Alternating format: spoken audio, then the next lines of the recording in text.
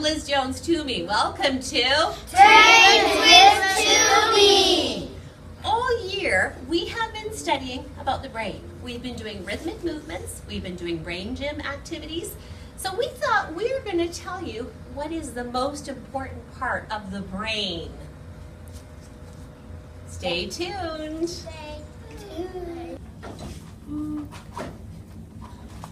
The skull is the most important thing in your brain. It's made out of 22 bones. It's like a helmet for your skull too. Isaiah, what can you tell us about the brain? What's the stuff that helps your bones, helps your brain is your skulls. Your bones are the one that helps you. And the only thing that moves is your jaw. Can you show us? See?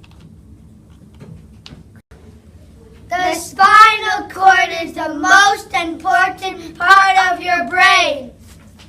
The human brain weighs 3 pounds but uses 20% of the human's body energy.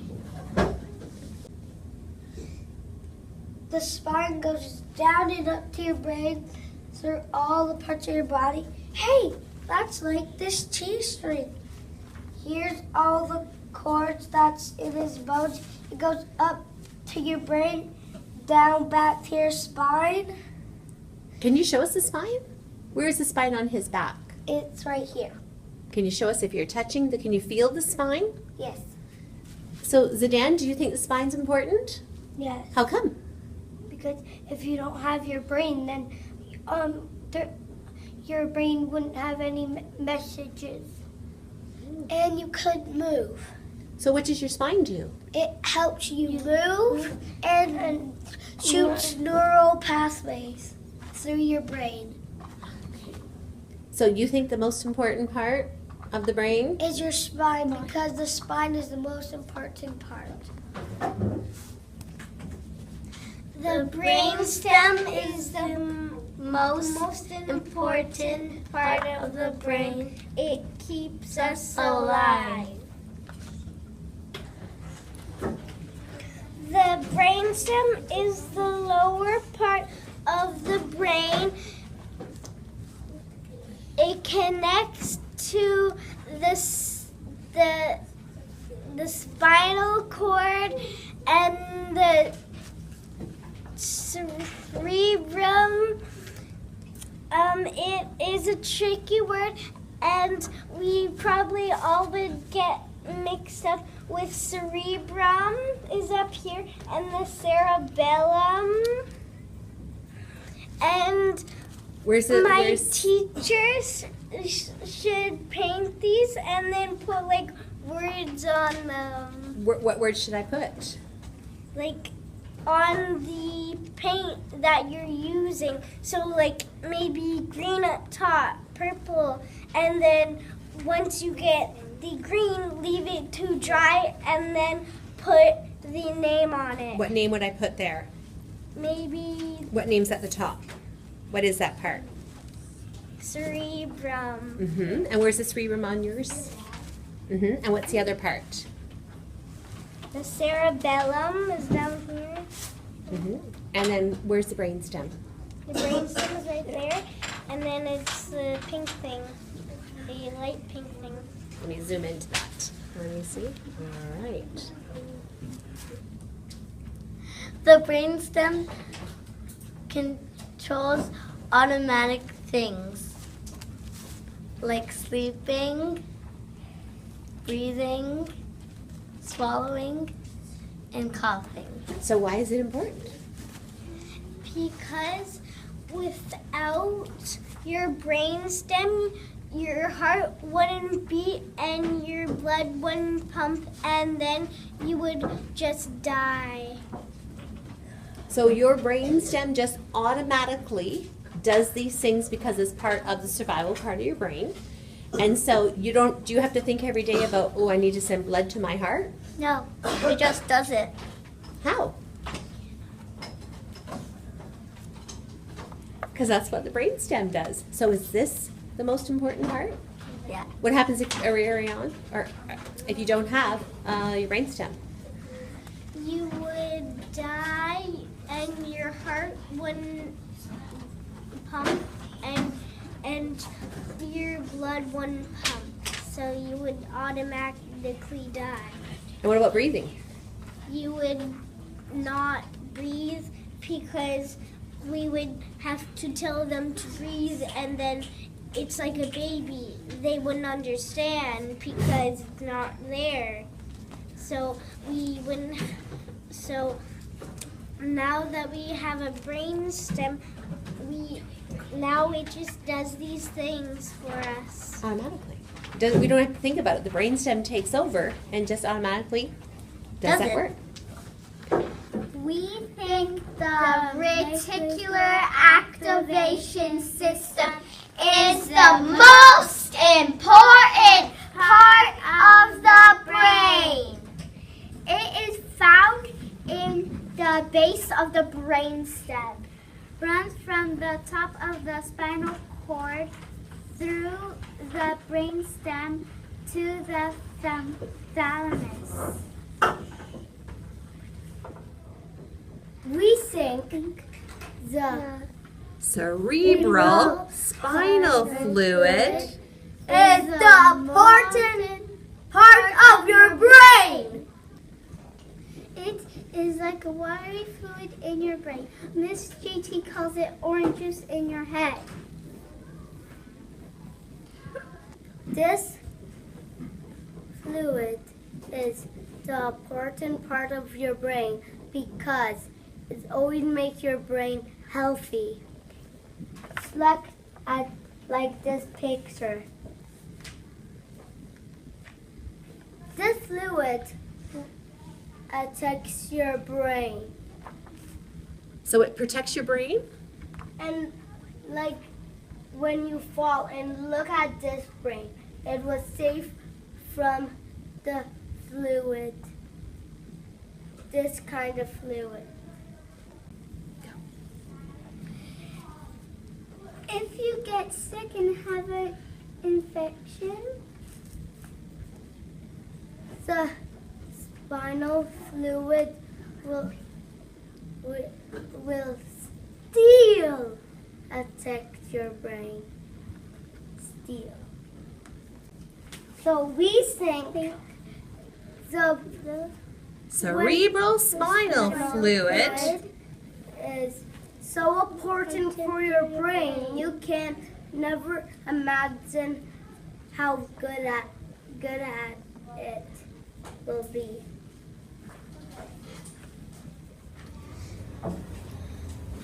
The left side of your brain controls the right side of your body, and the right side of your brain controls the left side of your body. The brain is designed with two hemispheres.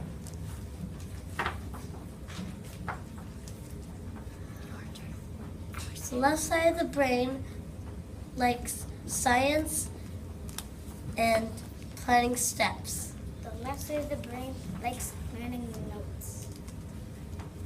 I like colors. I like rainbows. I like everything. I'm free. That must be the right side of the brain. Hi, I'm the right side of your brain. Hi, I'm the left side of your brain. We can't communicate with each other because we're too far away.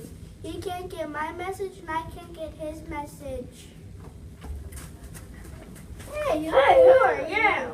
I'm the corpus callosum. I help you share memories and stuff. What? I join the right side of your brain and the left side of the brain together. Oh, that's a good idea. Maybe we should join together and work together. Yeah. Like bridges in between your brain. Yeah. Thanks. Thanks, corpus callosum. You really helped us work together. Yeah. You're welcome. corpus callosum saves the day. Hey, you guys, you gotta work together. Yeah, let's do it. The cerebellum has a long connection with the basal ganglia in coordinating all movements. It connects to your brainstem. See, look here. It develops as a bulge from the brainstem. Can you show us? Did you know that the cerebellum has 50% of all the neurons in the whole human brain? It is known. It is known of the little brain because it's so important. Yeah, it also sends messages to a prefrontal cortex to pay attention and concentrate and make good choices. When we do rhythmic movements in our class, we do left side of your brain and left side of your brain. And our brain says, wake up, wake up, wake up.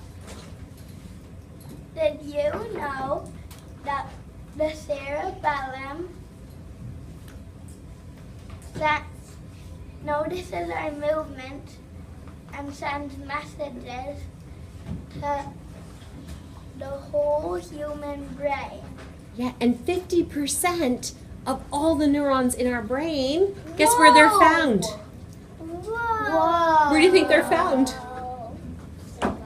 In the cerebellum. The brain is so hard to understand.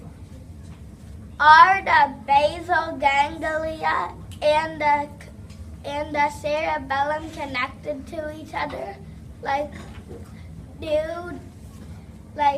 Do they work together? Yeah, they do work and talk with each other.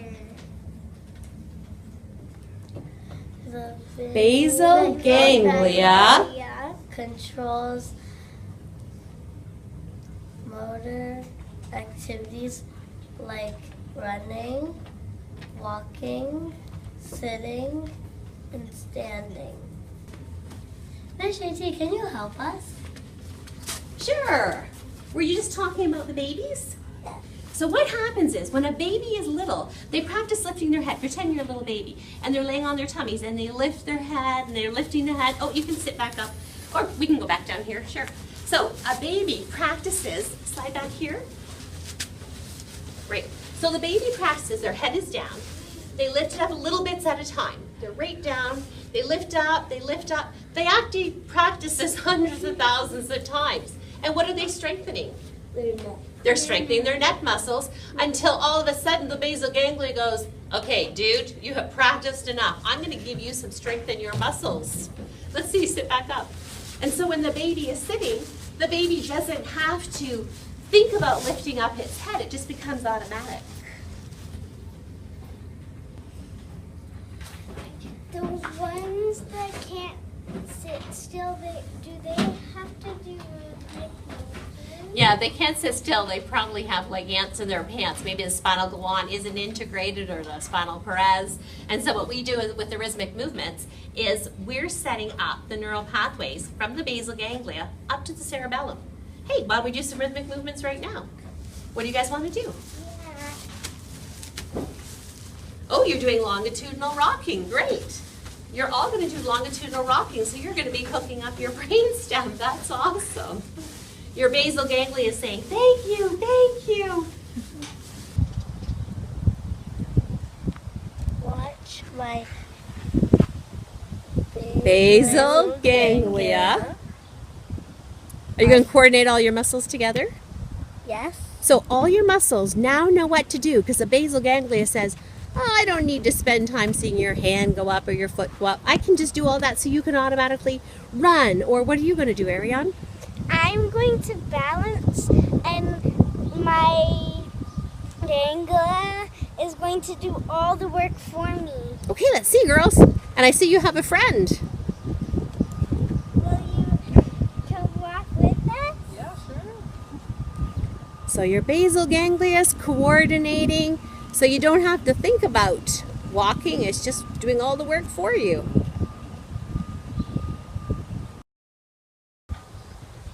And then I'll try to. There's Veronica.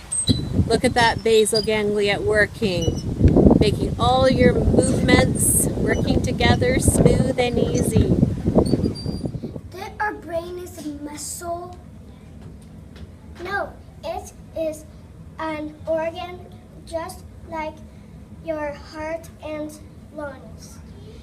Your brain is up of cells and tissues. Your brain is one chunk or different parts? No, it's made out of lots of different parts. The cerebellum is the largest part of the brain. It helps you think and speak. The cerebellum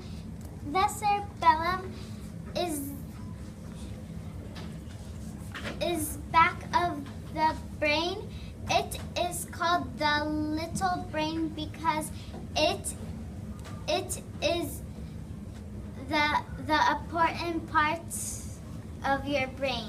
The cerebellum helps your brain so you can run, walk, play tag, or ride a bike. Right, it coordinates all the muscles to work together.